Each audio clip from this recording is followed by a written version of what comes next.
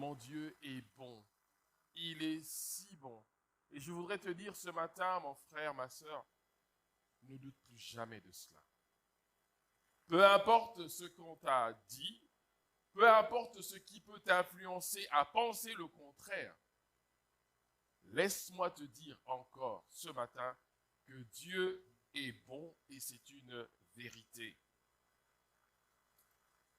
Aujourd'hui, le Seigneur me pousse à parler à celui ou celle qui se trouve comme dans un carrefour, qui ne sait pas si il ou elle doit aller de l'avant ou reculer, ou aller à gauche ou à droite, ou aller vers l'est ou vers l'ouest. Je voudrais parler à ce frère ou à cette sœur qui est dans la confusion, qui ne sait plus que faire de sa vie. Je voudrais parler à cette personne qui a un temps marché avec Dieu. Et puis un temps, son cœur n'a plus trouvé la joie de se retrouver dans la présence de Dieu. Alors cette personne se trouve dans la confusion, comme si il n'y avait plus de guide. Cette personne arrive au carrefour de sa vie. Il y a un chemin à la droite, il y a un chemin à gauche, il y a le chemin devant, et il y a le chemin que j'ai emprunté jusque-là. Et puis je suis là, confus. Qu'est-ce que je dois faire? Je voudrais parler à cette personne qui a l'impression qu'il n'y a pas de guide pour il ou pour elle. À cette personne qui pense que je vais maintenant faire les choses à ma façon. Laisse-moi te rappeler, laissez-moi vous rappeler qu'il y a un Dieu qui est bon. Et il y a des hommes qui ont expérimenté ce Dieu-là et qui ont laissé un témoignage derrière. Et ce témoignage nous dit, faites-lui confiance. Vous voyez? C'est comme quand vous allez chez un médecin pour la première fois, vous n'êtes pas sûr si c'est un bon ou un mauvais médecin.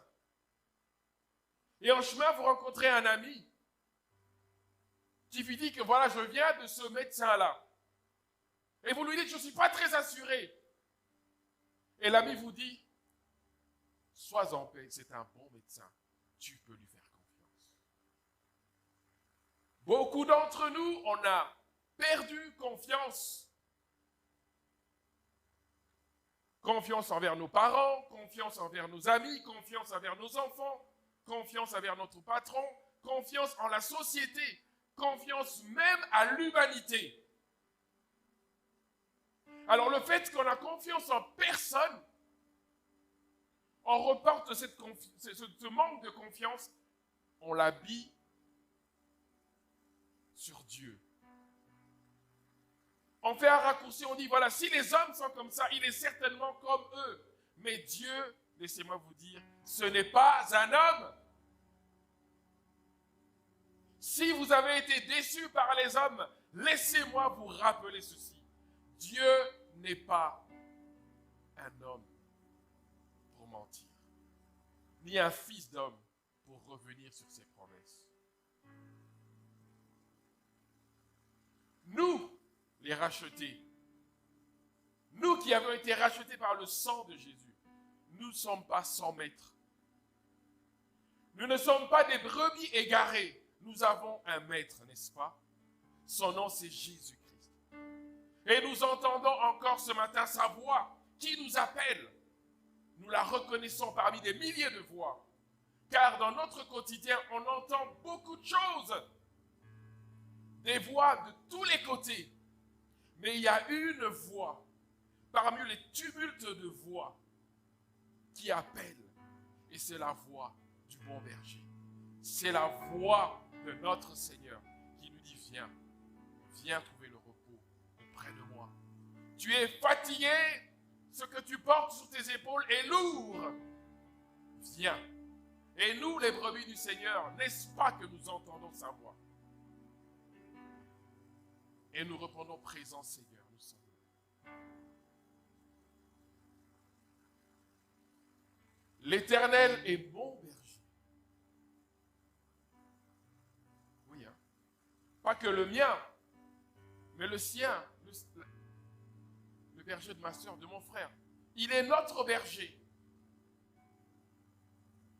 Ce qui est formidable, quand on regarde un troupeau de moutons, de brebis, ce qui est magnifique, c'est que vous allez voir un seul homme avec des centaines de bêtes. Un seul homme qui obéissent au son de la voix de leur maître, le berger. C'est très particulier. Mais les brebis, elles ne se trompent jamais de maître, de berger. Elles savent reconnaître leur berger parce que lui prend soin d'eux. Lui sait les conduire là où il faut.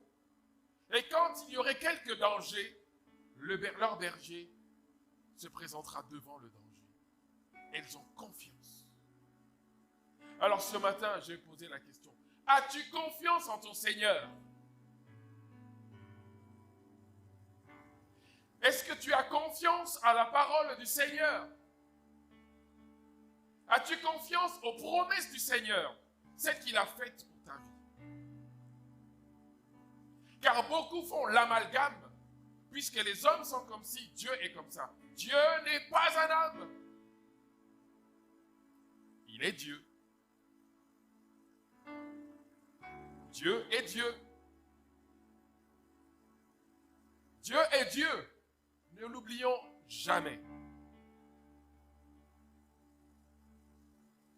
J'aimerais lire ce témoignage merveilleux du psaume 23.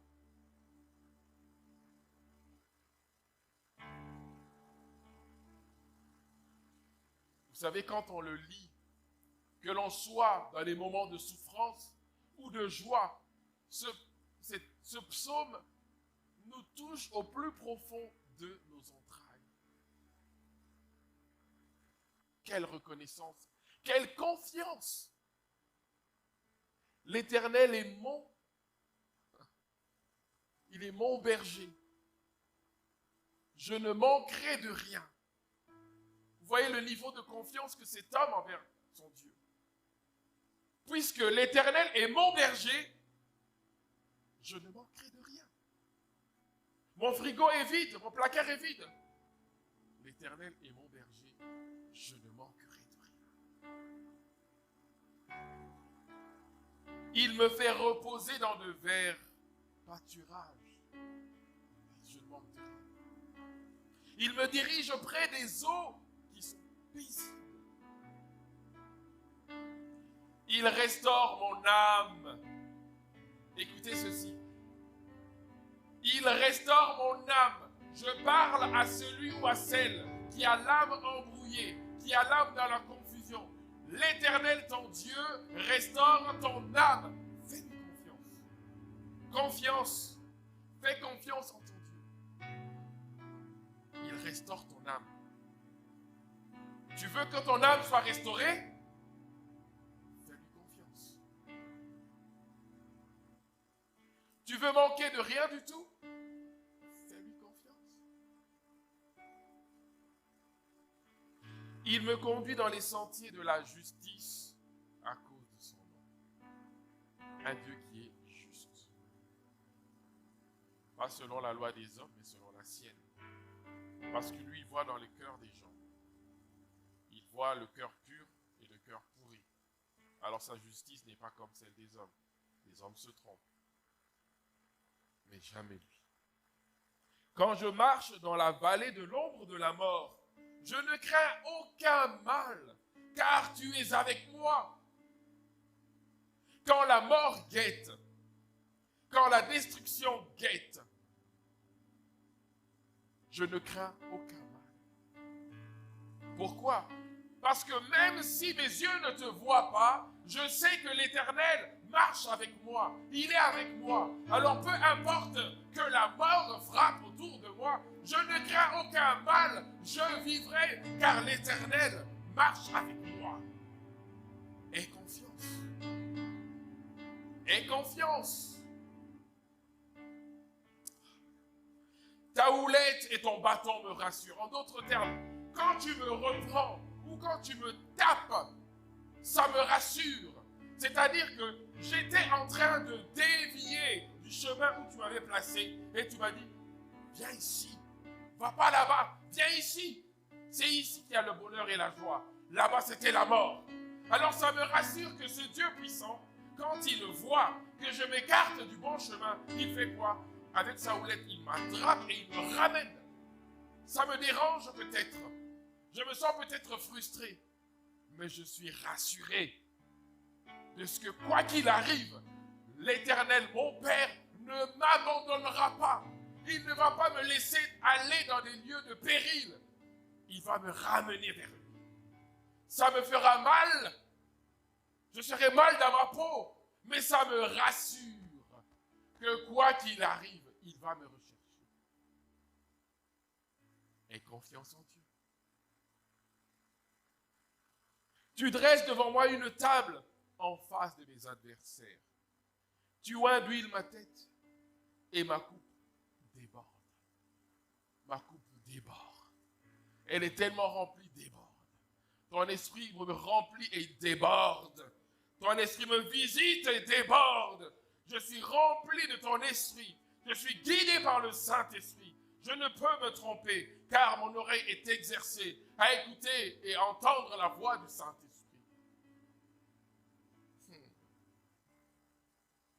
Oui, le bonheur et la grâce m'accompagneront tous les jours de ma vie. Que ce soit les jours de pluie, les jours de tempête, les jours d'ouragan, les jours de soleil, le bonheur et la grâce m'accompagneront. Cela ne dépend pas des circonstances ou des temps, mais cela dépend de ce que Dieu a dit pour ma vie. Il a dit qu'il est mon berger, alors il est mon berger. Il me conduit là où il faut. Oui, le bonheur et la grâce m'accompagneront tous les jours de ma vie. Et j'habiterai dans la maison de l'Éternel jusqu'à la fin de mes jours. Là où Dieu demeure, c'est là où je suis, jusqu'à ce qu'il me reprenne.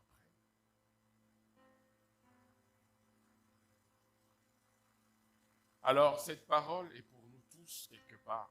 Parce que nous avons tous ces moments où nous nous retrouvons dans un carrefour, où on se demande, est-ce que je dois aller? Est-ce que je dois revenir? Qu'est-ce que je dois faire? Quelle décision prendre? Que faire? L'Éternel est mon berger. Il ne suffit pas de le dire, il suffit de lui faire confiance, comme les brebis le font envers leur berger. Elles savent que cet homme, c'est peut-être un homme, mais là où nous allons, il prendra soin de nous. Aussi nombreux que l'on soit, il va prendre soin de nous. Il va veiller la nuit pendant que nous nous reposons. Et le matin, à notre réveil, nous serons assurés d'avoir à boire et à manger. Tel est notre Seigneur. Mes bien-aimés en Christ, l'Éternel Dieu s'est fait connaître à Israël comme le berger. Comme le berger qui le conduit et qui prend soin de lui. L'Éternel Dieu a été chercher Israël en Égypte. Il l'a sorti d'Égypte de la manière que vous savez. Il l'a fait traverser les eaux séparées en deux, les pieds au sec. Il les a amenés devant la montagne de Sinaï où il a passé alliance avec eux. Vous serez mon peuple et je serai votre Dieu. Qui leur dit. Il s'est fait connaître à Israël comme le berger qui le conduit et qui prend soin de lui. Et Israël, en retour, a fait quoi? Israël a reconnu l'Éternel Dieu comme son berger, comme celui qui le conduit et celui qui le protège. Et nous savons comment est-ce que Israël a conquis la terre de Canaan, n'est-ce pas? Nous savons comment est-ce qu'Israël a fait tomber les murs de Jéricho, n'est-ce pas? Nous savons comment est-ce que Israël a pris possession de la ville de Jébuséen, Jérusalem. Leur Dieu qui les conduit. Dans le psaume 77, au verset 21, il est dit, « Tu as conduit ton peuple comme un troupeau par l'intermédiaire de Moïse et d'Aaron. » Au psaume 78, au verset 52, il est dit, « Il fit partir son peuple comme des brebis. Il les conduisit comme un troupeau dans le désert. » Il les conduisit. La nuit, il les conduit marcher. Il campait avec eux.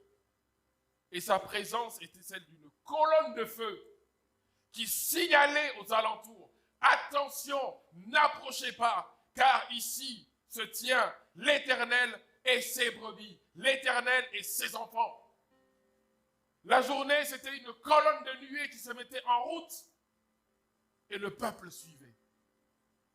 Le berger d'Israël leur montrait le chemin.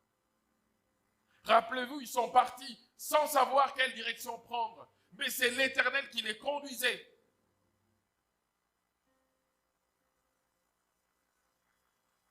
Mais voilà, mes frères et sœurs, si Dieu s'est fait connaître à Israël comme le berger, comme leur berger qui les conduit, Dieu n'est pas seulement le berger d'un peuple. Amen. Dieu n'est pas seulement le berger d'un peuple. Sinon, on peut se sentir frustré. On dit comment Dieu qui a créé toutes choses, et nous, puisque nous ne sommes pas dans la promesse d'Israël, n'est-il pas notre berger à nous aussi? Bien sûr que si. Il est aussi de manière particulière le berger de chaque personne qui se confie en lui. Il est ton berger, il est ton berger, il est mon berger, il est notre berger. Il nous conduit. Et cela, en écrivant ce psaume 23, David l'avait bien compris. David avait vécu Dieu comme son propre berger. Et il a exprimé au travers de ce psaume 23, « L'Éternel est mon berger, je ne manquerai de rien. » Dans ce psaume, cet homme, oui, après tout, c'est un homme comme vous et moi. Dans ce psaume, cet homme exprime toute sa confiance en Dieu. Toute sa confiance. Confiance en Dieu. Même s'il était poursuivi par le roi Saül, même s'il était poursuivi par des hommes en armes pour le tuer, il a gardé sa confiance en Dieu et il a exprimé « L'Éternel est mon berger, je ne manquerai de rien. » Mais pourtant, on est en train de te pourchasser, n'est-ce pas? Pourtant, tu n'as même pas un endroit où te reposer. Mais tu dis que l'Éternel est mon berger, je ne manquerai de rien. Il est facile de dire que l'Éternel est mon berger, je ne manquerai de rien, quand tu ouvres ton placard et c'est rempli de nourriture. Mais quand tu n'as ni placard, ni maison, proclamer de telles paroles, c'est juste merveilleux, car c'est exprimer une confiance immense, illimitée, envers le rémunérateur de notre foi, notre Seigneur. Vous savez, la force de la foi de David, ce n'était pas fondé sur de l'auto-persuasion. Vous savez ce que c'est l'auto-persuasion, n'est-ce pas? C'est-à-dire que je fais ça avec moi-même. C'est-à-dire que non, je veux avoir une nouvelle voiture. Je vais avoir une nouvelle, je vais avoir une nouvelle. Je le dis. Et on appelle ça, j'ai la foi. c'est de l'auto-persuasion. En fait, je suis en train de me persuader à moi-même que ce que je suis en train de dire, je vais le vivre. Alors vous allez voir, hein, ça va le faire, ça va le faire, ça. Et la personne, je dis oui, puisque je le dis, ça fait. Non. Non. Au risque de vous choquer, je dis non. La force de la foi de David était fondée dans la communion personnelle et constante qu'il entretenait avec Dieu et qui reposait sur la connaissance du Seigneur. Sa foi reposait juste sur un fait. Dieu est mon berger, je ne manque de rien. Amen, quelqu'un? Je ne dois pas me tenir et dire, je veux, oui, tu as dit, ta parole écrite. Faire des récitations pour rappeler à Dieu ce qu'il avait dit. N'est-ce pas? Tu as dit que tu vas me donner ce que tu as dit. Non. Lui, sa force venait du fait qu'il avait une communion avec Dieu. C'est-à-dire que lui et Dieu faisaient un. Son cœur était plongé dans le cœur de Dieu. Alors, peu importe les circonstances, qu'est-ce qu'il disait? Rien du tout. Il dit, il y a cette situation. L'Éternel est mon berger. Je ne manquerai de rien. Je continue d'avancer. Je continue d'avancer. Pourquoi cet homme avait une telle assurance? Parce qu'il a connu Dieu dès sa jeunesse. Confiance. Les enfants ont confiance à leurs parents, n'est-ce pas? Oui, hein? Tous les enfants vous diront que mon papa, c'est le meilleur. Mon père est le plus fort. Au risque même des fois de créer des problèmes aux parents. Mon père va taper le tien, on provoque, oui, parce que mon père, il est le plus fort. Et le papa va se présenter, on lui donne une raclée, malheureusement. Mais tous les parents ont une confiance, les enfants ont une confiance aveugle en leur Dieu. C'est leur point de repère. Et David, dès sa jeunesse, son point de repère, c'était l'Éternel, mon Dieu.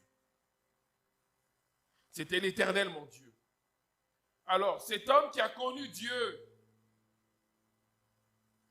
qui a bâti une relation de confiance, qui a bâti une communion personnelle et constante, c'est-à-dire qu'il n'y a pas de rupture.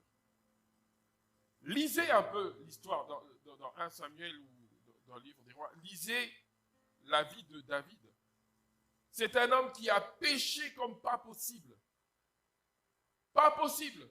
Des mains remplies de sang, à tel point que l'Éternel lui dira que non, toi là, tu ne peux pas construire ma maison parce que tes mains sont remplies de sang. Tu as trop tué. Mais à chaque fois que David a péché et qu'il le reconnaissait, il faisait quoi? Il se repentait. Il se repentait. Et de quelle façon? Il déchirait ses vêtements, il pleurait, il se lamentait. J'ai péché contre Dieu. Ça veut dire quoi? Ma relation avec lui est interrompue. Vous n'avez pas saisi, mais ce n'est pas grave. David a tellement aimé la communion qu'il avait avec Dieu que rien au monde ne pouvait l'interrompre. Il ne permettrait que rien au monde n'interrompe la communion constante qu'il avait avec Dieu. Alors voilà pourquoi, dès qu'il était conscient qu'il avait péché, vite, il se repentait, afin que cette communion avec Dieu soit rétablie. Vous comprenez? Son bonheur et sa joie, ça a toujours été Dieu et rien d'autre que Dieu. Alors tous ceux qui venaient pour l'éloigner de Dieu, il faisait quoi? Il dit, tu dégages, mais je reviens vers Dieu. Peu importe ce que ce soit.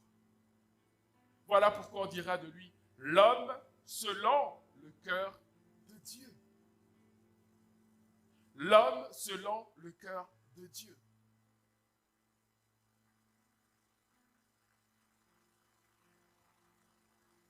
La force de la foi de David était fondée dans la communion personnelle et constante qu'il entretenait avec Dieu et qui reposait sur la connaissance de son Seigneur. Alors laisse-moi te dire, toi qui se trouves aujourd'hui au carrefour de ta vie, chacun de nous, je dis bien chacun de nous, si nous le désirons, nous pouvons connaître l'expérience de la vie spirituelle de David. Amen, quelqu'un?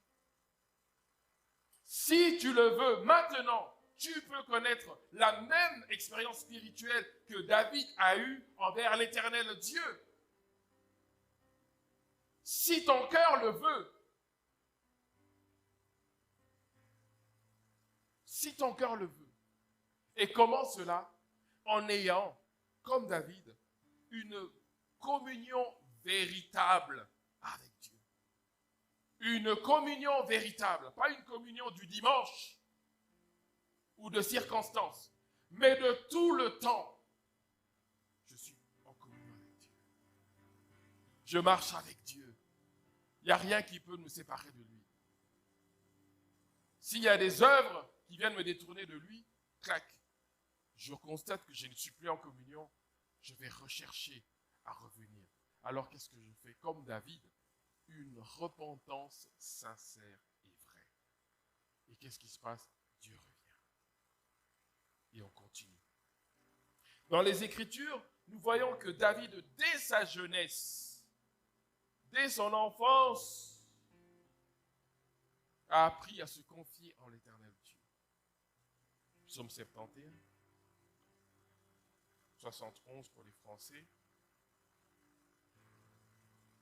à partir du verset 5 à 8. Car tu es mon espérance, Seigneur, et moi je me confie, car tu es mon espérance, Seigneur, éternel. En toi, je me confie dès ma jeunesse. Dès le ventre de ma mère, je m'appuie sur toi. C'est toi qui m'as fait sortir du sein maternel. Tu es sans cesse l'objet de mes louanges. Je suis pour plusieurs comme un prodige. Et toi, tu es mon puissant refuge. Que ma bouche soit remplie, verset 8, de tes louanges. Que chaque jour je te glorifie. J'aimerais lire encore à titre d'exemple 1 Samuel 17. Pour démontrer que dès son jeune âge, la relation a commencé avec Dieu. 1 Samuel 17, verset 33 à 37.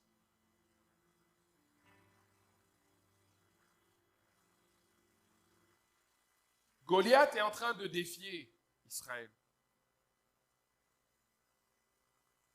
Aucune personne de l'armée d'Israël n'est capable de lui faire face. Et David, qui était allé voir ses frères qui étaient au front, se présente au roi. Et voici leur discussion. Saül dit à David, tu ne peux pas aller te battre avec ce Philistin, car tu es un enfant. Il est un homme de guerre dès sa jeunesse. David dit à Saül, ton serviteur faisait paître les brebis de son père, et quand un lion ou un ours venait en enlever une du troupeau, je courais après lui, et je le frappais, et j'arrachais la brebis de sa gueule. S'il se dressait contre moi, je le saisissais par la gorge, je le frappais et je le tuais. C'est ainsi que ton serviteur a terrassé le lion et l'ours. Il en sera du même du Philistin. C'est incirconcis comme de l'un d'eux, car il a insulté l'armée du Dieu vivant. David dit encore, l'Éternel qui m'a délivré de la griffe du lion et de la patte de l'ours me délivrera aussi de la main de ce Philistin. Confiance. C'est un jeune homme, mais il a la confiance en son Dieu parce qu'il le connaît. Il peut dire, j'irai et je frapperai cet incirconcis qui a insulté le peuple du Dieu vivant. Il a confiance en Dieu et il peut dire, l'Éternel est mon berger, je ne manquerai de rien. La foi de David ne consistait pas uniquement à être protégé, à être béni dans les choses de la vie quotidienne. Il vivait une véritable relation de communion avec Dieu. La communion, c'est quand on n'est plus deux, mais on fait une personne. Vous comprenez? Quand mon cœur avec celui de Dieu fusionne, ça doit être une expérience merveilleuse. Vous ne croyez pas? Mon cœur plongé dans le cœur de mon Dieu. J'abandonne toutes mes certitudes. C'est comme si je me laissais tomber en arrière sans savoir qui va me rattraper. Mais en tombant en arrière, je suis juste bien. J'ai confiance en mon Dieu. C'est lui qui me guide maintenant. C'est lui qui me conduit maintenant. Et je l'entends me dire, maintenant tu te reposes. Et c'est moi qui te guide. Maintenant, sois en paix. C'est moi qui prends tout. En d'autres mots, c'est moi qui prends le devant.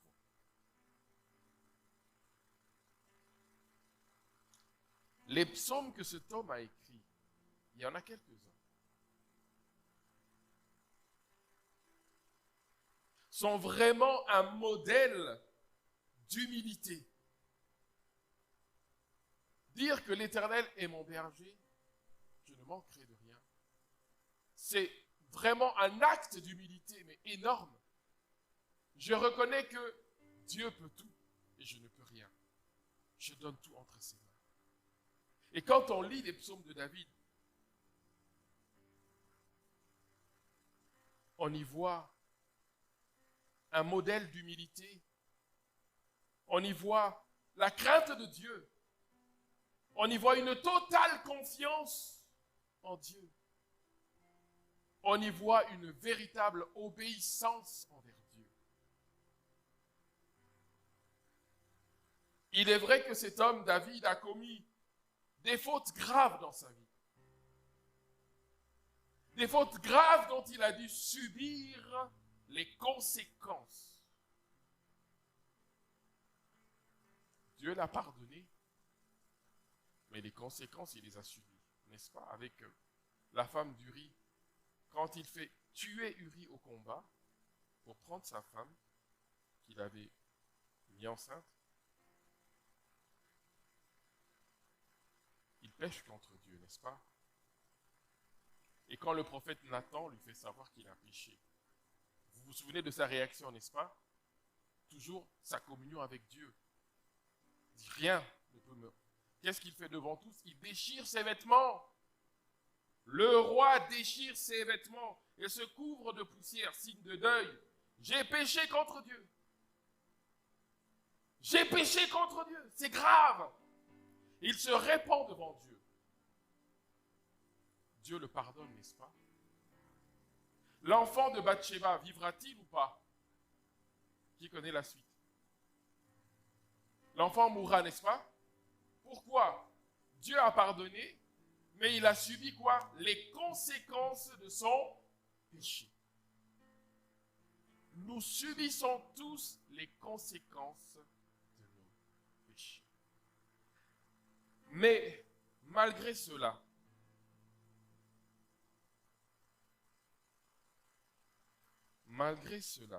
qu'il ait commis des choses graves, dont il a dû subir les conséquences, à la mesure de ses péchés, bien sûr, il n'a jamais été désespéré. Il n'a jamais été désespéré de la miséricorde de Dieu. Il l'a toujours obtenu. Vous entendez? Il a toujours obtenu le pardon de Dieu. Toujours. Malgré tout ce qu'il a fait, Dieu l'a toujours pardonné. Parce que Dieu connaissait son cœur. Dieu connaissait l'attachement qu'il avait pour lui. Il n'avait pour cet homme rien de plus important que la communion entre lui et son Père céleste. Alors voilà pourquoi, peu importe ce par quoi il a traversé, ce qu'il a fait, il n'a jamais désespéré d'obtenir la miséricorde de Dieu. Il a toujours su revenir auprès de Dieu dans une repentance sincère et profonde. Nous allons en écouter une. Ouvrez vos Bibles dans Psaume 51. Psaume 51.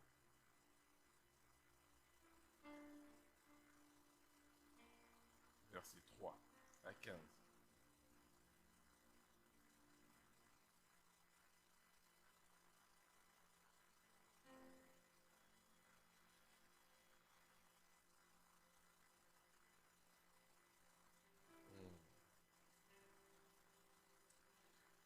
Alléluia. Je ne sais pas vous, mais moi quand je lis ça, ça me bouleverse au plus profond de mon âme.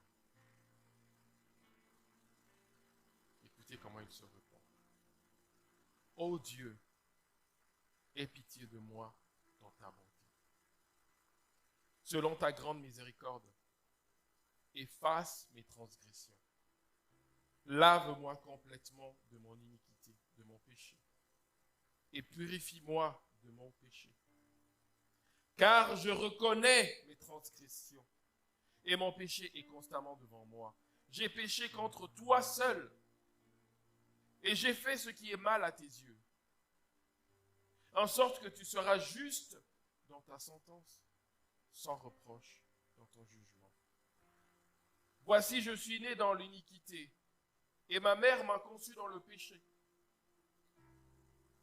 Mais tu veux que la vérité soit au fond du cœur. Fais donc pénétrer la sagesse au-dedans de moi. Purifie-moi avec l'hysope et je serai pur. Lave-moi et je serai plus blanc que la neige. Annonce-moi l'allégresse et la joie. Et les eaux que tu as brisées se réjouiront. Détourne ton regard de mes péchés. Efface toutes mes iniquités. Ô Dieu, crée en moi un cœur pur. Vous connaissez le cantique qu'on chante, hein?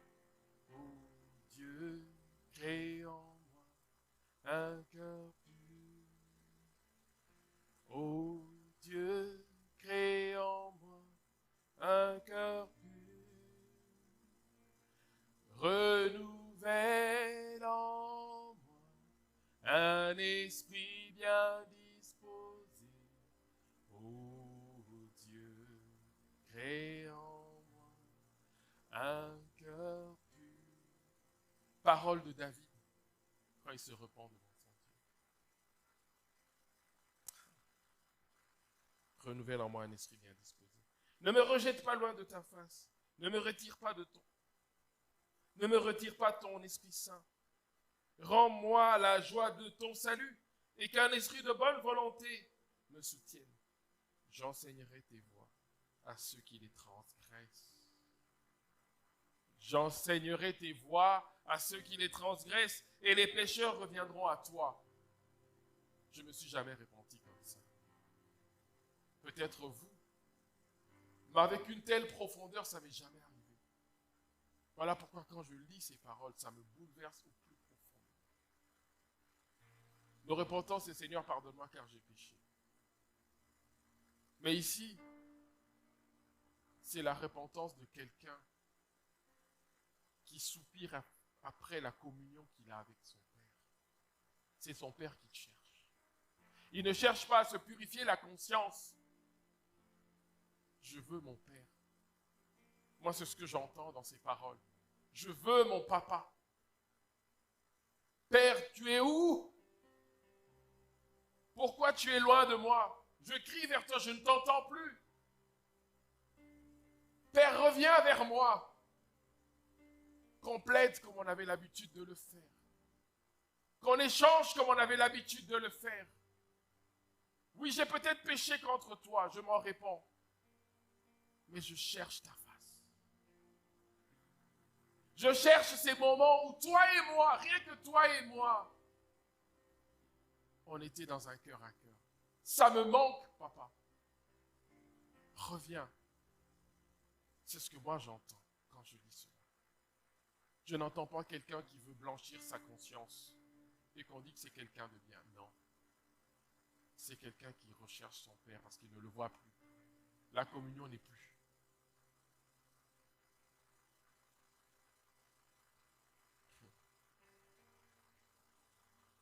Même dans les moments les plus sombres de sa vie, David a toujours considéré sa relation avec Dieu comme celui d'une brebis avec son berger.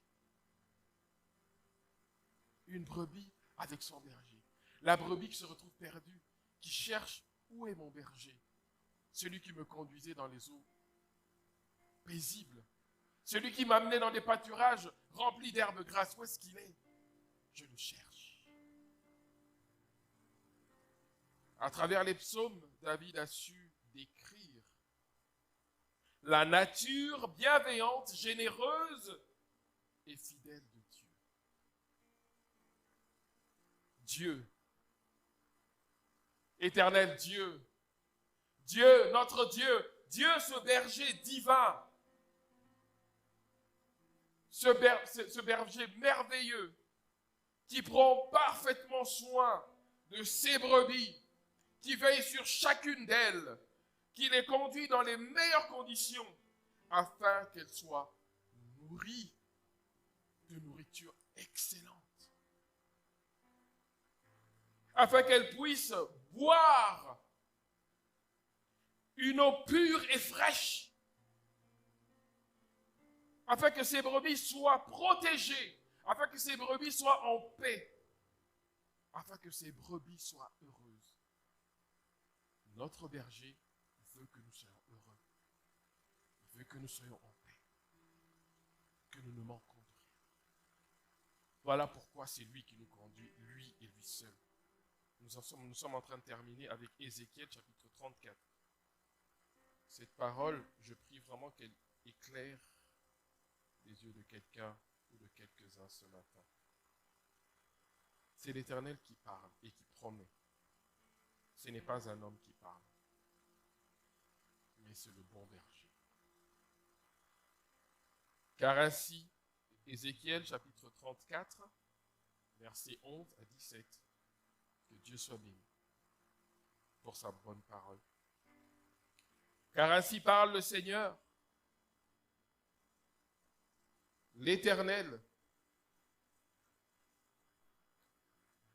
Voici, j'aurai soin moi-même de mes brebis.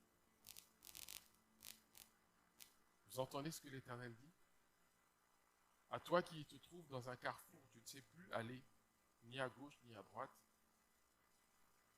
Car ainsi parle le Seigneur, l'Éternel. Voici, j'aurai soin moi-même de mes brebis. J'en ferai la revue. En d'autres termes, je vais les comptabiliser moi-même. Comme un pasteur inspecte son troupeau. Quand il est au milieu de ses brebis éparses, ainsi je ferai la revue de mes brebis. Et je les recueillerai de tous les lieux où elles ont été dispersées au jour des nuages et de l'obscurité. Je les retirerai d'entre les peuples, je les rassemblerai des diverses contrées, et je les ramènerai dans leur pays. Je les ferai paître sur les montagnes d'Israël, le long des ruisseaux et dans tous les lieux habités du pays. Je les ferai paître dans un bon pâturage et leur demeure sera sur les montagnes élevées d'Israël. Là, elles reposeront dans un agréable asile elles auront de gras pâturages sur les montagnes d'Israël. C'est moi qui ferai paître mes brebis. C'est moi qui les ferai reposer, dit le Seigneur l'Éternel. Je chercherai celles qui étaient perdues.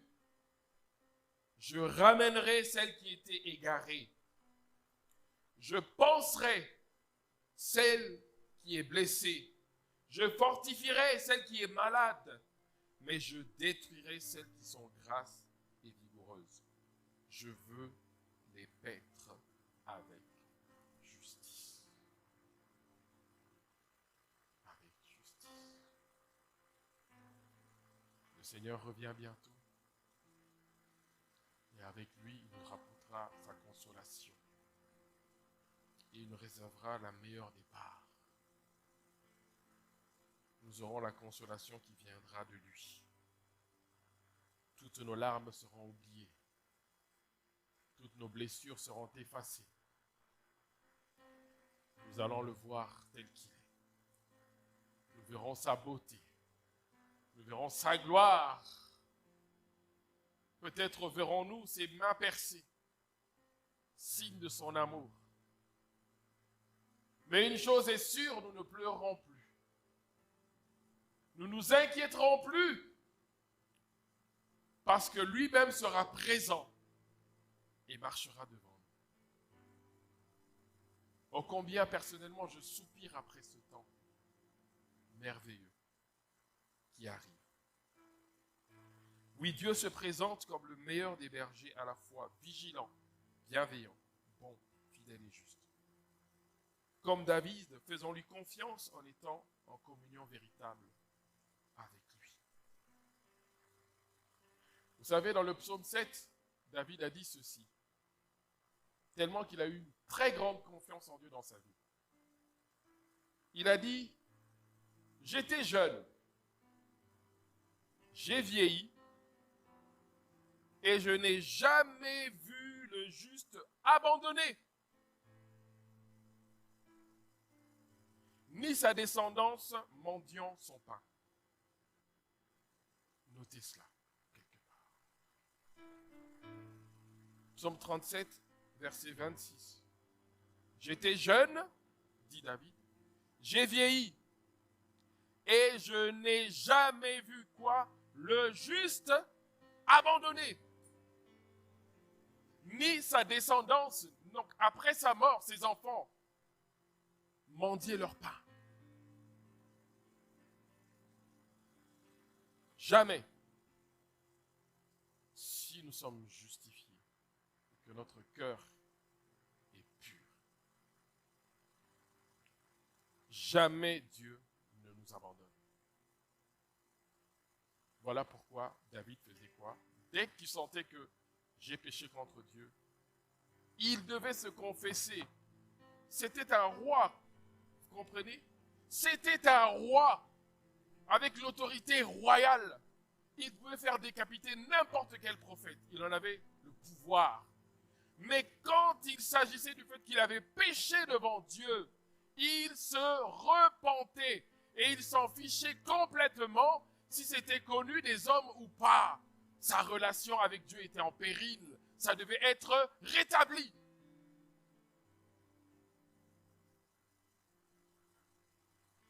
Oui, le bonheur et la grâce m'accompagneront tous les jours de ma vie.